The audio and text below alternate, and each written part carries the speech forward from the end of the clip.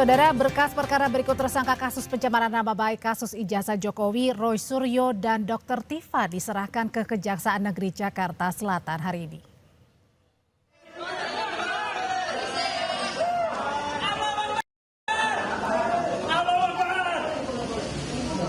Setibanya di gedung Kejaksaan Negeri Jakarta Selatan, tersangka Roy Suryo dan Dr. Tifa langsung masuk dengan pengawalan ketat.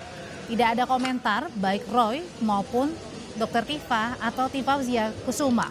Polisi menyatakan setelah melalui tahapan penyidikan, berkas keduanya sudah dinyatakan lengkap atau P21 dan siap dilimpahkan kejaksaan untuk disidangkan.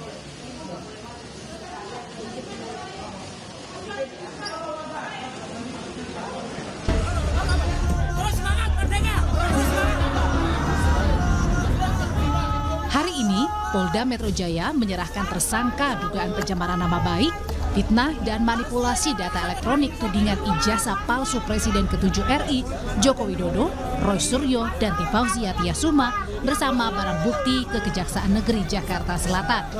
Reskrim Polda Metro Jaya Kombes Iman Imanuddin tegaskan, seluruh penanganan perkara tersangka Roy dan Tifa hingga proses penahanan sudah sesuai dengan prosedur hukum. Mana tersangka atas nama RS dan TT hari ini kami limpahkan tanggung jawab tersangka dan barang bukti ke Kejati DKI Jakarta. Tadi ditanyakan terkait dengan penangkapan maupun penahanan ataupun pemanggilan. Kami pastikan bahwa seluruh tahapan yang dilakukan oleh penyidik di Treskrim Polda Metro Jaya sudah sesuai dengan prosedur KUHAP.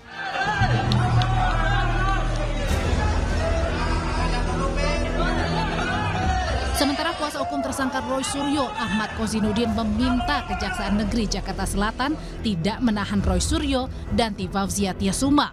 Kuasa hukum membandingkan kasus Roy dengan kasus pencemaran nama baik dan fitnah yang menyeret nama Sylvester Matutina. Di Kejaksaan Negeri Jakarta Selatan, meskipun punya wewenang juga untuk melakukan penahanan, tetapi wewenang itu tidak dilakukan. Karena apa? Kalau sampai dilakukan upaya melakukan penahanan, berarti juga kejaksaan melakukan tindakan sewenang-wenang. Kenapa? Karena di kejaksaan yang sama, ini Kejaksaan Negeri Jakarta Selatan, ada kasus yang sudah ingkrah yang kita ketahui Sylvester Matutina sampai hari ini saja belum dieksekusi. Saya pikir itu akan menjadi pertimbangan bagi Kejaksaan Negeri Jakarta Selatan untuk mengambil pilihan wewenang yang diatur undang-undang agar tidak dianggap sewenang-wenang. Sebelum dilimpahkan ke Kejari Jakarta Selatan, tersangka Roy dan Tifa ditangkap di kediamannya masing-masing Jumat lalu dan langsung dibawa ke Polda Metro Jaya untuk menjalani pemeriksaan. Kedua tersangka juga sudah menjalani pemeriksaan kesehatan di Rumah Sakit Polri Kramat Jati, Jakarta. Tim Liputan, Kompas TV, Jakarta.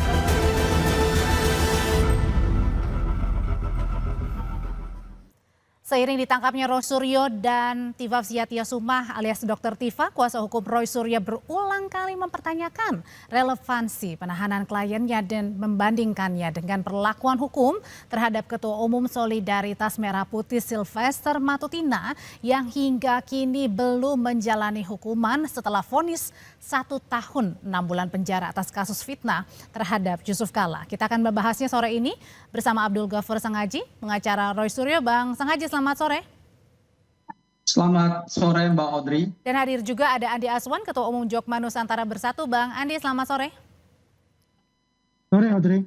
Saya mau ke Bang Sangaji dulu. Bang Sangaji, setelah hari ini tadi tersangka Roy Suryo dan juga Dr. Tifa ini sudah diserahkan, dilimpahkan ke Kejaksaan Negeri Jakarta Selatan. Anda saat ini masih ada di Kejari. Apalagi yang ditunggu, Bang?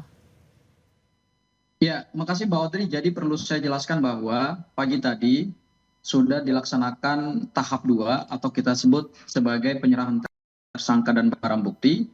Dan secara hukum maka telah beralih tanggung jawab hukum dari penyidik Polda Metro Jaya menjadi tanggung jawab dari kejaksaan yang penuntutannya akan dilakukan oleh Kejaksaan Negeri Jakarta Selatan. Ya.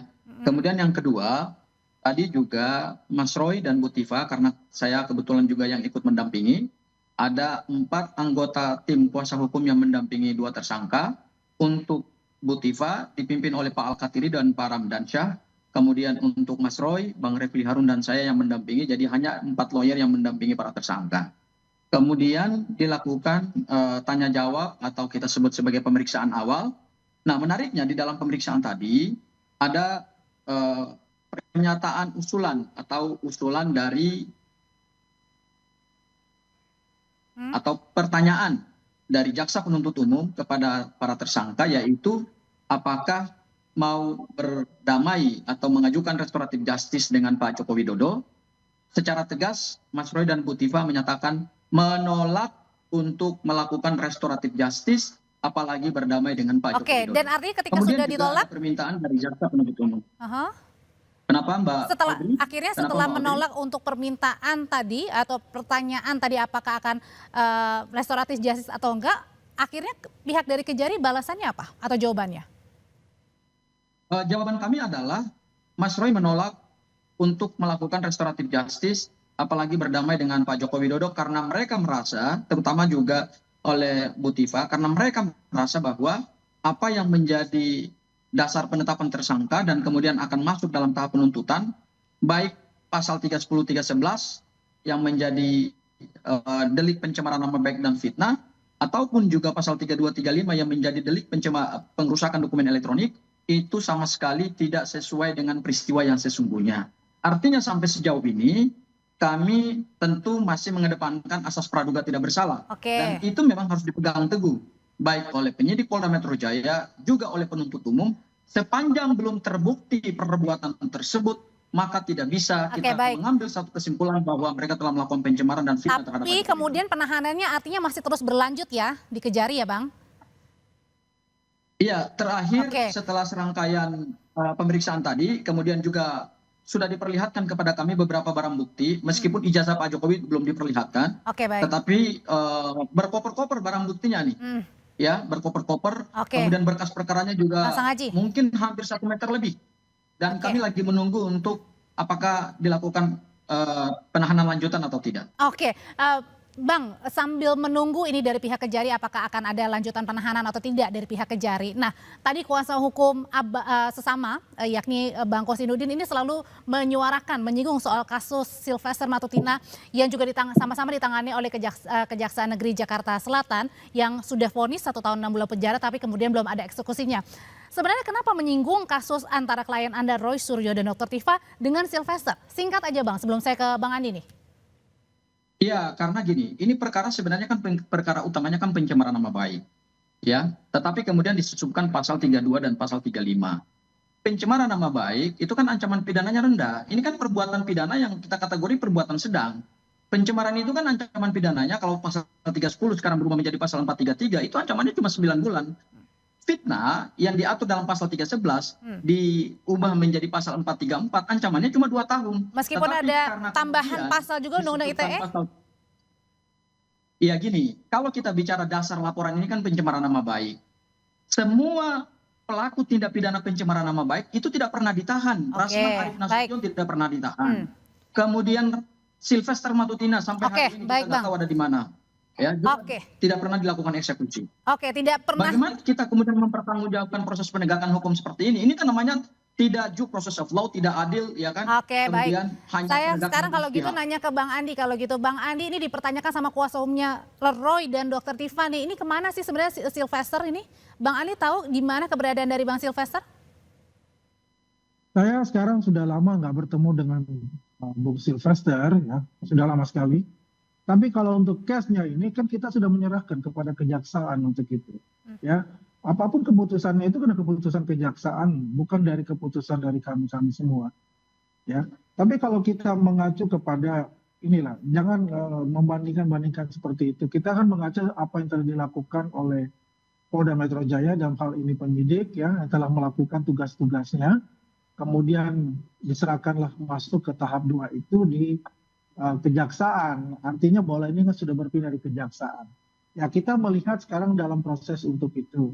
Yang kita harapkan adalah bahwasanya itu dilakukan sesuai dengan koridor-koridor dari hukum itu sendiri. Kita tidak akan mencampuri urusan itu. Tapi yang jelas, apapun keputusannya itu nanti, kami berharap itu sesuai dengan pertimbangan-pertimbangan dan juga menurut KUHP. Oke, Bang Andi.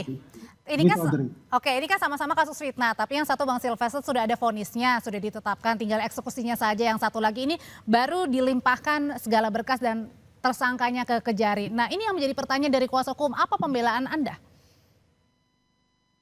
Kalau kita bicara pembelaan, ya bukan kapan kita harus membela gitu. Kalau misalnya bicara tentang kasus yang menimpa dari Bung Silvester itu adalah kasus yang memang sudah lama juga ya. Tinggalkan keputusan itu kita serahkan kepada hukum gitu. Ya, bagaimana dari kejaksaan atau mengadukan eksekusi atau tidak kan kita menyerahkan itu. Kita tidak mencampuri, sekali lagi tidak mencampuri urusan tersebut. Yang kita fokus itu adalah sekarang ya bagaimana yang dikatakan pencemaran nama baik, fitnah, dan juga ada undang-undang ITE-nya di dalam ya. Jadi kita tidak bisa mengatakan bahwasanya itu hanya pencemaran dan fitnah. Karena ini sudah terbukti ada undang-undang ITE juga yang ada mensreanya dan juga sudah ditetapkan sebagai tersangka. Ya. Berarti Jadi menurut kalau Anda misalnya sendiri ada wajar ada ketika penyusupan, jadi menurut Anda sendiri wajar ketika meskipun sudah ditetapkan sebagai tersangka kemudian ditahan? ya itu kan makanya saya bilang kalau bicara tahan dan menahan itu kan keputusan dari kalau sekarang di kejaksaan ya kejaksaan lah yang menentukan itu gitu. Oke. Ya, tidak bisa kita ya yang katakanlah ya melakukan suatu kegiatan yang melawan hukum itu terus kita meminta atau memaksa bahwa kita nggak ditahan. Ya itu kan semua keputusan kita serahkan kepada kejaksaan. Oke, diserahkan tuh katanya Bang Sangaji ke kejaksaan. Ya, penegakan hukum itu kan berimbang dan adil. Jangan terhadap pendukung Pak Jokowi tidak ditahan, tidak dieksekusi, tidak dikejar. Itu salah satu pendukung berat Pak Joko Widodo dan itu temannya Andi Azwan. Terhadap hal-hal seperti ini dibenarkan oleh Andi Azwan dan rekan-rekannya yang lain gitu. Kenapa kalian juga tidak mendorong kejaksaan untuk segera mengeksekusi Sylvester Matutina? Kenapa juga kalian tidak pernah? Tapi Bang, Anda kan adalah kuasa hukum. Matutina, gitu. Oke, sorry saya potong. Jadi, Bang Sangaji. hukum itu jangan karena teman Anda, jangan karena pendukung Pak Jokowi Anda membangun argumentasi hukum untuk menguntungkan saudara, tetapi begitu berhadapan dengan warga negara yang bukan pendukung Pak Jokowi Widodo, Anda membangun satu argumentasi hukum yang seolah-olah itu benar secara hukum, padahal salah secara hukum. Tapi kenapa Anda adalah kuasa hukum Mas Roy kemudian membandingkannya dengan Bang Silvester? Loh, karena kasus pencemaran nama baik dan fitnah itu memang seharusnya tidak boleh ditahan dan tidak boleh ditangkap karena ini bukan delik yang merusak keamanan negara, pertahanan keamanan nasional.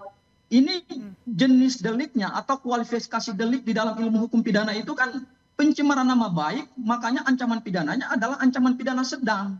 Berdasarkan KUHP, terhadap ancaman pidana pencemaran nama baik dan fitnah itu tidak boleh dilakukan penangkapan, apalagi penangkapan kemarin seperti seolah-olah sesuatu yang dramatis kalau tidak ditangkap akan apa gitu kepada negara ini. Ya, kita tidak adil di dalam menerapkan hukum. Jangan karena ini pelapornya adalah mantan Presiden Joko Widodo, kemudian semua penegakan hukum itu dibenarkan seolah-olah benar, padahal salah juga gitu. Betul begitu Bang Andi, itu kesan yang diterima dari pihak kubu Roy.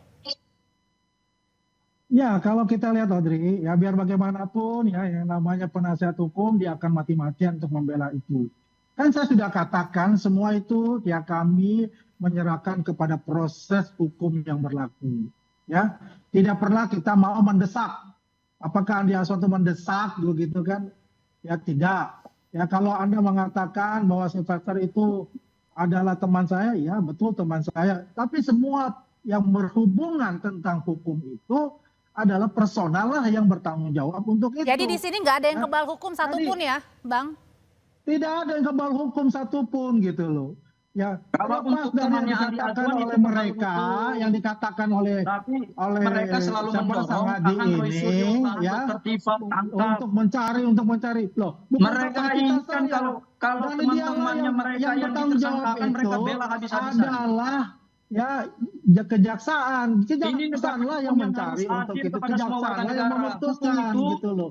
Jangan hanya menguntungkan pihak yang Anda ini sudah masuk ke taraf yang namanya P22 ini atau yang namanya Anda dorong tahap juga 2 dong ini Sylvester ditangkap dan tinggal dieksekusi, itu baru saya Oke. apresiasi buat Anda. bagaimana ya Oke, kalau menunggu Bang Andi. keputusan ditahan atau tidak. Apakah kita ini akan membuat suatu tekanan-tekanan secara politik? Tidak. Kita menunggu. Semoga saja bahwasannya Oke. ya, kejaksaan ini memberikan jalan yang terbaik buat kita semua. Termasuk juga dengan Yang kasusnya kita Bang paham untuk Sylvester, itu. kawan Anda, Bang. Ya, semuanya. Karena sudah Tidak inkrah, ada sudah ketahuan berkekuatan hukum. hukum tetap, tinggal eksekusinya aja. Makanya kita bilang silahkan ya, itu ada keputusan itu bukan di kami. Keputusan itu ya adalah di kejaksaan, ya bukan di kita. Oke, Bang Sangaji itu katanya nggak ada yang kebal hukum itu.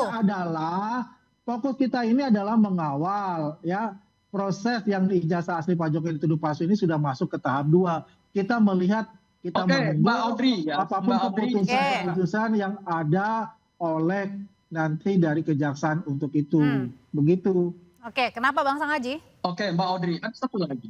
Ada satu lagi sebenarnya menarik ini. Ini akan jadi tantangan kami dan ini akan jadi perkara hukum baru.